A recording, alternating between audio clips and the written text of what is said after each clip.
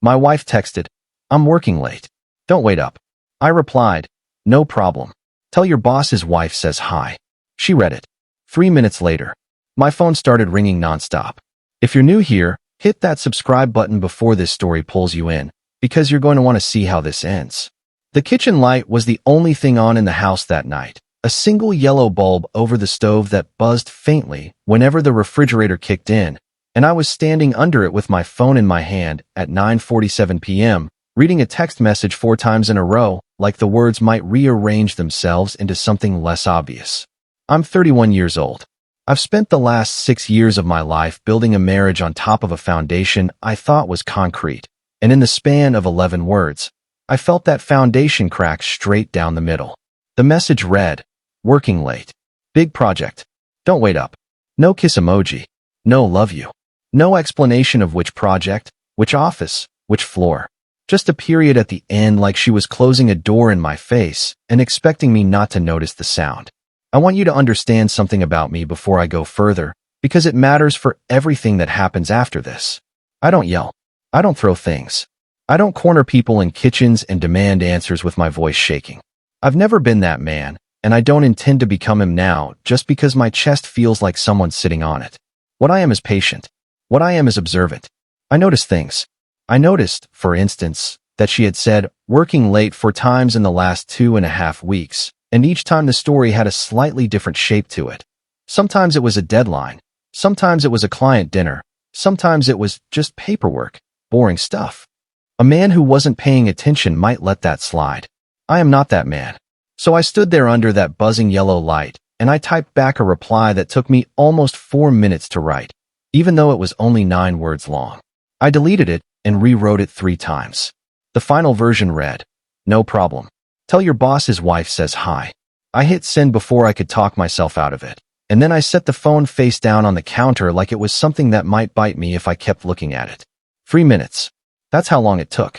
3 minutes of me standing in that kitchen, my heart doing something I can only describe as arrhythmic, sweat gathering cold at the base of my neck despite the fact that the house wasn't warm at all. Then the phone started buzzing against the counter, one call after another, no gaps, no voicemails being left, just call, hang up, call again. I let it ring 11 times before I picked it up. "What is wrong with you?" Her voice wasn't a question. It came out flat and fast, the way people talk when they're trying to control something that's already slipping out of their hands. "I don't know," I said. "You tell me. What's wrong with me? Why would you say that? Why would you send that to me? Do you know how that looks? Do you have any idea?" She stopped herself mid-sentence, and I could hear her breathing change, could hear the specific kind of silence that comes right before someone decides to go on the attack instead of the defense. "You're being paranoid. You're being insane right now." "I'm at work." "I know you're at work," I said, and I kept my voice level, almost bored, because I had learned a long time ago that calm is the one weapon a guilty person can't fight against. "I just thought it'd be nice for your boss to know his wife says hi, since you two spend so much time together lately." There was a pause. Not a short one. A long one. The kind that stretches out and tells you more than words ever could. "You need to stop this," she finally said. "You're going to embarrass me. You're going to embarrass yourself. I don't even know where this is coming from." "Where it's coming from," I said, "is 4 late nights in 17 days, a new perfume I don't remember buying you, and a phone that's suddenly always face down on tables. That's where it's coming from. Are you seriously checking my perfume now? Do you hear yourself?" Her voice cracked upward into something theatrical, something rehearsed, and that's when I knew, not suspected, knew, that I wasn't dealing with someone who'd been caught off guard. I was dealing with someone who had scripts ready for exactly this moment, because she'd expected this moment to come eventually and had prepared for it the way you prepare for a fire drill. I didn't answer the perfume question. I let the silence sit there instead, because silence, I found, makes guilty people say more than any question ever could. "I have to go," she said eventually. "We'll talk about this when I get home. Don't do anything stupid." "Define stupid," I said, but she'd already hung up. I sat down at the kitchen table after that, in the dark mostly, because I didn't have the energy to reach up and hit the switch for the overhead light. I thought about the last 6 years in fragments. Our wedding on a friend's uncle's property, because we couldn't afford anywhere nicer, the apartment we outgrew, The house we bought together with a mortgage that still makes my stomach tighten a little every first of the month. I thought about how a marriage doesn't collapse in one night. It erodes. It's a slow water damage you don't notice until the ceiling caves in on you while you're standing underneath it looking up, confused, wondering when exactly the leak started. By the third day after that phone call, she still hadn't come home before 11 p.m. once. Every excuse had the same shape now that I was actually looking. Work, deadlines. You wouldn't understand the pressure I'm under. I started doing something I'm not proud of, but I'm not going to pretend I didn't do it, because pretending is exactly the thing that got me into this situation in the first place. I started paying attention the way a detective pays attention, not the way a husband pays attention. I looked at her location history when her phone was left unlocked on the counter one morning while she showered. I looked at the mileage on her car against the mileage her office parking garage would actually require. Small things. Quiet things. None of it proof yet. All of it pointing in the same direction like a compass needle that won't stop trembling toward magnetic north. After a week of silence between us, the kind of silence where you both still say past the salt and did you lock the door, but nothing underneath those words means anything anymore, I found the first real crack. It was a hotel charge. Not a big one. Not flagged as suspicious by any bank algorithm. Just $41 at a place 40 minutes outside the city, a place with no reason for either of us to be near unless you were trying to be somewhere no one you knew would accidentally walk past you. I want to pause here and ask you something, because I think it matters. If you found a charge like that, small, easy to overlook, technically explainable, would you have said something right away, or would you have kept watching first to build something undeniable? I genuinely want to know what you would have done, because at the time I wasn't sure my instinct was the right one. Tell me in the comments. I read every single one. I chose to keep watching. Not because I'm patient by nature. I'm not really. I just play the long game when the stakes are high enough. But because I knew that if I confronted her with one $41 charge, she'd have an explanation ready in under 4 seconds. The way she'd had an explanation ready for the perfume, for the late nights, for everything. I needed something she couldn't script her way out of. I needed the whole picture, not just one brushstroke of it. The moment I opened that file changed everything. I say file, because that's what it became in my head. A case file, evidence collected methodically over the following 2 weeks. I didn't hack anything. I didn't need to. People who think they're being careful are almost never as careful as they think, and she had left digital breadcrumbs across 3 different platforms because she never imagined I'd be the type of man to go looking. A cloud backup that synced her messages to a laptop we shared for tax purposes. A calendar invite that hadn't been deleted properly, still labeled with initials instead of a name, meeting with DR, usual spot, recurring every Tuesday and Thursday for the past 2 months. A photo, just one, that had auto-uploaded before she could catch it and delete it from the shared album. Her laughing at a dinner table, a man's hand visible at the edge of the frame, resting where a hand has no business resting unless it belongs there. DR. I didn't need a last name yet. I needed a face and a job title, and it took less effort than you'd think to get both. Her office had a public team page. There he was, same firm, 3 tiers above her on the org chart, the kind of title that comes with a corner office and a wedding ring of his own, which I confirmed within an hour because his firm's holiday party photos were still indexed online from the year before, his wife smiling next to him in green sequins like she had no idea what her husband would eventually do with a woman 2 tiers below him on the same floor. That detail is the one that changed my strategy entirely. Because now this wasn't just my marriage that had been quietly gutted. There was another person out there, a woman I'd never met, living inside the same lie I was living inside, except she didn't even know the walls around her were made of smoke. I didn't confront my wife with any of it. Not yet. I want you to understand how deliberate the next 3 weeks were, because this is the part of the story people always assume is impulsive, and it was the opposite of impulsive. Every single move was planned the way you'd plan something you only get one real shot at. First, I moved money. Quietly, legally, over several small transfers instead of one large one that would trigger a conversation. I built a separate account she didn't know existed, funded from money that was unambiguously mine before we married, an inheritance from my grandfather that had sat mostly untouched in a low-yield account for years. I spoke to a lawyer, not to file anything yet, just to understand exactly where I stood, what counted as marital property, what didn't, and how a paper trail of infidelity could or couldn't be used depending on the jurisdiction we lived in.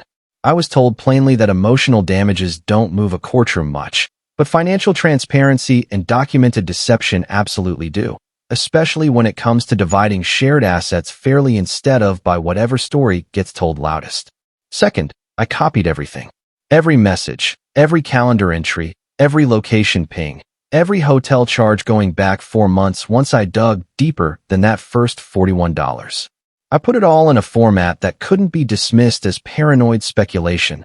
Dates, times, dollar amounts, cross-referenced against her stated whereabouts on each of those days. It stopped looking like suspicion. It started looking like a spreadsheet, cold and undeniable. Third, and this is the part one debated longest, lying awake at 2 in the morning turning it over in my head. I decided the other man's wife deserved better than silence too. Not out of some noble instinct, if I'm honest with you. Partly that, sure. But mostly because I understood something about my wife's psychology after 6 years of marriage. The thing she feared more than losing me was being seen. Publicly. Undeniably. In front of people whose opinion of her mattered. Private consequences she could talk her way around. Public ones she couldn't.